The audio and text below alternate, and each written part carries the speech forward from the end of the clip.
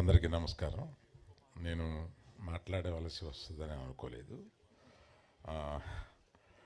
సావిత్రి గారిని నేను ప్రత్యక్షంగా మా స్నేహితుడి మదర్కి, ఆమె ఫ్రెండ్స్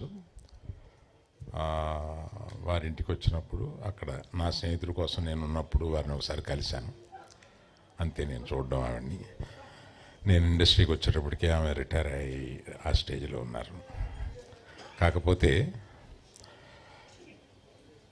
కారులో వస్తూ సావిత్రి గారితోటి పోల్చదగిన మరో నటి ఇంకెవరన్నా ఉన్నారా అని ఆలోచించినప్పుడు మీనా కుమారి గారు ఒక్కరే ఉన్నారేమోనని అనుకున్నాను నేను.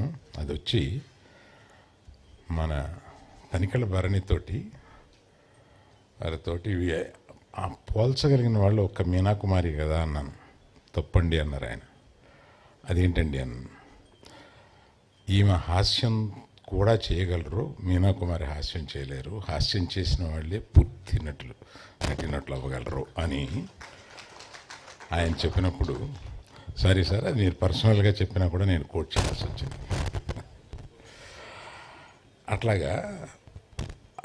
అట్లా ఆలోచిస్తే అంటే ఒక 70 ఏళ్ళని చూస్తే ఒకే ఒక మనిషి అంతటి ఉన్నత స్థానానికి నటిగా వెళ్ళగలిగిన వారొక్కరే అనేది చాలా గొప్ప విషయం. వారికి ఇటువంటి పుస్తకాన్ని ఆవిష్కరించడం, దానికి చిరంజీవి గారు నడుం కట్టుకొని ఈ పనిని ప్రత్యేకంగా ఆయన మీద వేసుకుని ఇలా చేయడం అనేది అది క్యారెక్టర్. ఆయన ఎవరి దగ్గరికన్నా వస్తే అది డిజర్వింగ్ అని అనిపిస్తే ఎంత దూరం అన్నా వెళ్దాం అనేది ఆయన క్యారెక్టర్. అది అందుకని వారు అడగగానే ఆయన తీసుకుని దాన్ని ఇది కార్యక్రమాన్ని చేసి ఆవిష్కరించేటట్టు చేశారు చిరంజీవి గారు.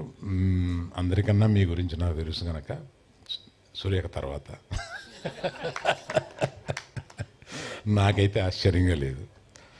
సో అందరూ చాలా ఎక్కువ టైం తీసుకుంటున్నారని కామెంట్లు చేస్తాను. నేను ఇంతకన్నా ఎక్కువ టైం తీసుకుంటే బాగోదు. Thank you. మురళీమోహన్ గారిని మాట్లాడవలసిందిగా కోరుతున్నాం.